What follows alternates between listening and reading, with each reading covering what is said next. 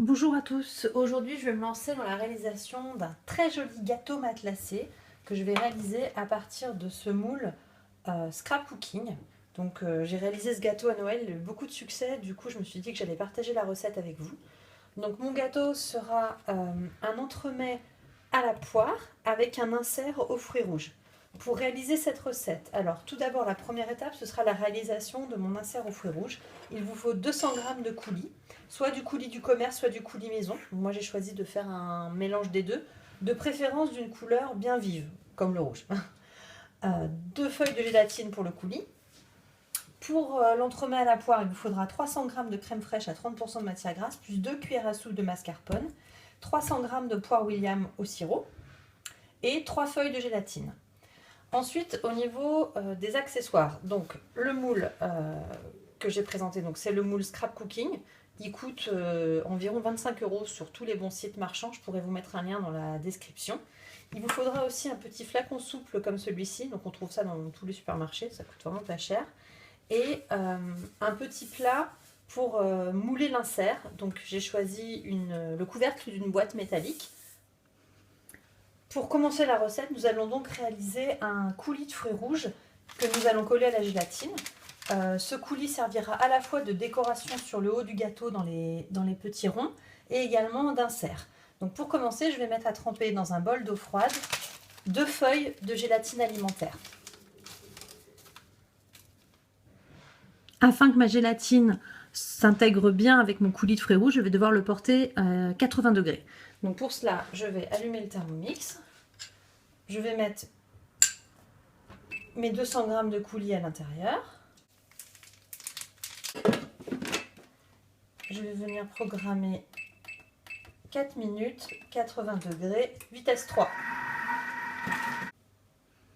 À présent que mon coulis est à 80 degrés, je vais le mettre à tourner vitesse 3 et je vais ajouter par le trou du gobelet pendant qu'il tourne les feuilles de gélatine que j'aurai essorées.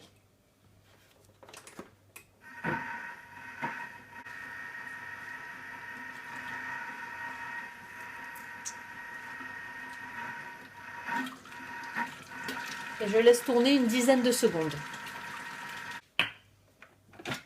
Je vais venir couler à l'intérieur de mon flacon souple une partie de mon coulis. Alors vraiment, pas besoin d'en mettre beaucoup. C'est juste pour faire les petits points sur le moule du gâteau. Et le reste du coulis, je vais le placer à l'intérieur du couvercle pour faire mon insert gélifié. À présent, je vais préparer des gouttelettes de gelée à l'intérieur des petits ronds du moule afin de faire de très jolis petits ronds rouges sur le gâteau.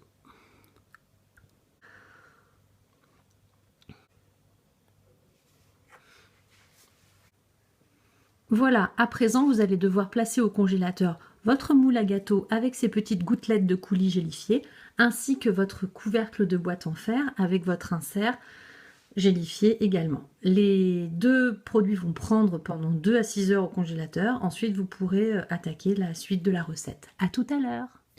À présent, je vais me lancer dans la réalisation de ma crème chantilly à la poire qui servira de mousse. Ce sera la base de mon entremets.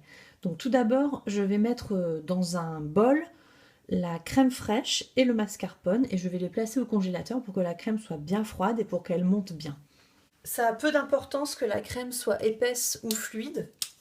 Le tout, c'est qu'elle soit bien à 30% de matière grasse minimum. Si vous trouvez de la crème à 35 ou à 40%, c'est encore mieux. Si vous utilisez la crème Isigny à 40%, vous n'aurez pas besoin d'ajouter le mascarpone en plus.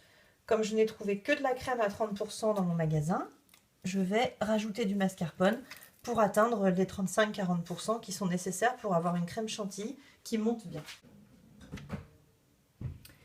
Avec les 2 briques, j'arrive à 345 g de crème. Je vais donc ajouter 60 g de mascarpone pour avoir 400 g de matière en tout. À présent, je vais placer 400 g de poire égouttée dans le bol du Thermomix. Je replace le couvercle et je vais mixer mes poires vitesse 10 pendant quelques secondes afin de faire une purée très lisse. J'obtiens une purée de poire parfaitement lisse.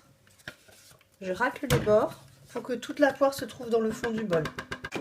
À présent, je vais prélever environ la moitié de mes poires que je vais placer dans un petit bol. Je vais ajouter 140 g de sucre aux poires restantes.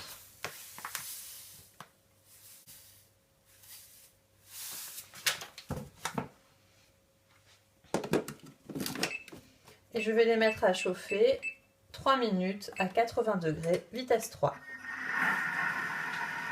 Pendant que les poires chauffent, je vais placer 4 feuilles de gélatine à l'intérieur d'un bol d'eau froide. À présent, ma gelée de poire atteint 80 degrés. Je vais mettre le robot à tourner vitesse 3 et je vais essorer les feuilles de gélatine et les rentrer par l'orifice une par une pendant que le robot tourne.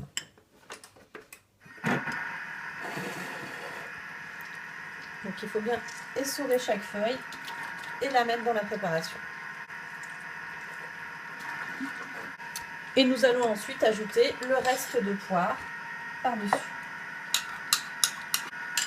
Je monte légèrement la vitesse pendant quelques secondes.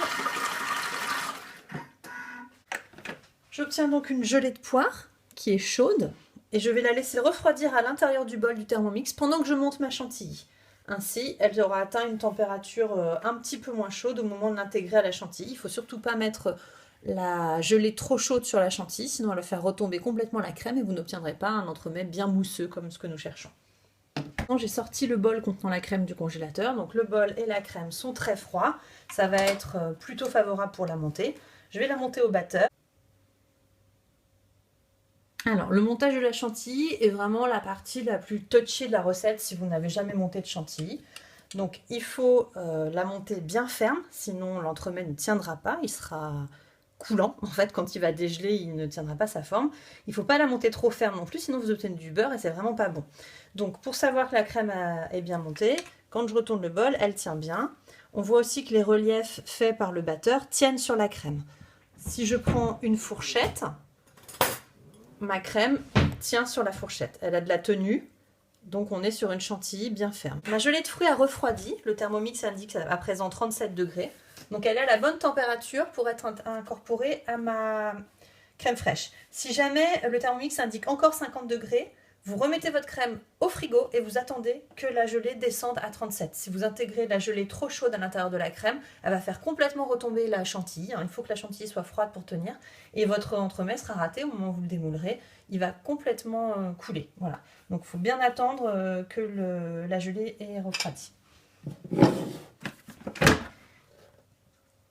Et on va l'intégrer petit à petit. Voilà. Donc j'ai mis la gelée dans la crème et je vais venir délicatement mélanger les deux. Voilà. On y va doucement. Alors doucement mais sûrement, hein. Surtout si vous faites cette recette en été, pas trop tarder non plus, sinon la chantilly risque de trop chauffer. Donc logiquement, ma crème va quand même être un petit peu plus fluide qu'au départ. Hein. Je viens d'intégrer un élément plutôt un peu liquide et un peu chaud à l'intérieur. Au contact de la crème qui est froide, la gélatine qui se trouve à l'intérieur des poires va commencer à refroidir, elle aussi. Donc c'est pour ça qu'on y va doucement. Au fur et à mesure, la chantilly refroidit les poires et donc l'effet gélifié. Et mon mélange a quand même un petit peu de tenue. Voilà. Nous allons à présent réaliser le dressage de notre gâteau. Alors, les petites gouttes de gelée que j'avais placées dans le moule ont congelé, elles sont fermes. Je vais donc placer la crème par-dessus, à peu près jusqu'à la moitié de la hauteur du moule.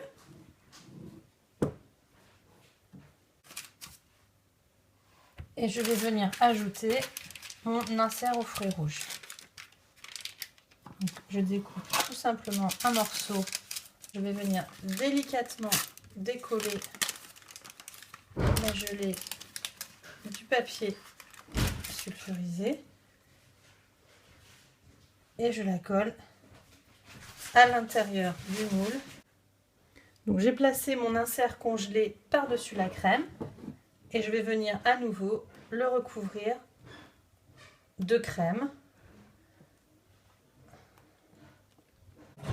Et je vais lisser le tout pour que le gâteau soit bien droit.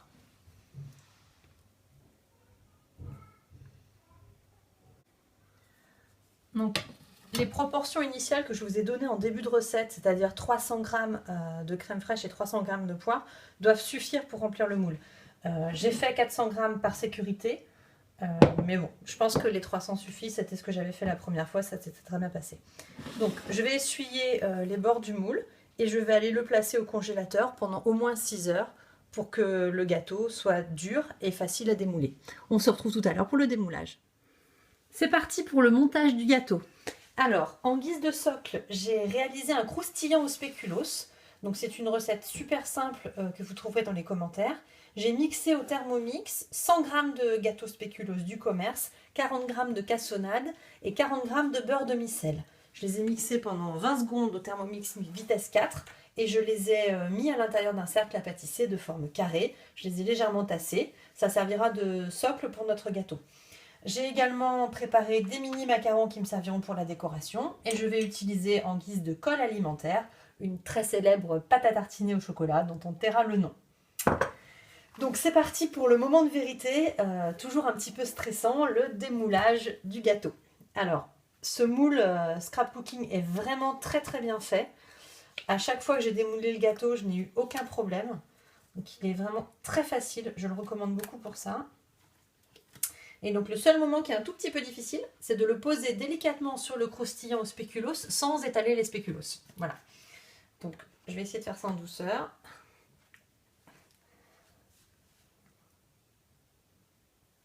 Voilà. Ah, donc je suis légèrement décalée. Voilà, là c'est un peu plus au milieu.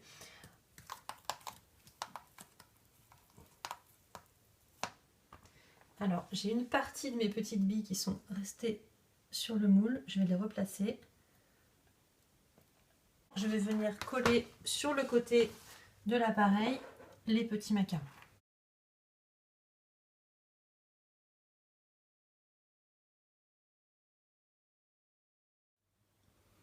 Voilà, j'ai terminé de décorer mon gâteau. Je vais donc le laisser quelques heures au frigo pour qu'il décongèle bien à cœur et on pourra découvrir tout à l'heure en le découpant l'insert qui se trouve caché à l'intérieur.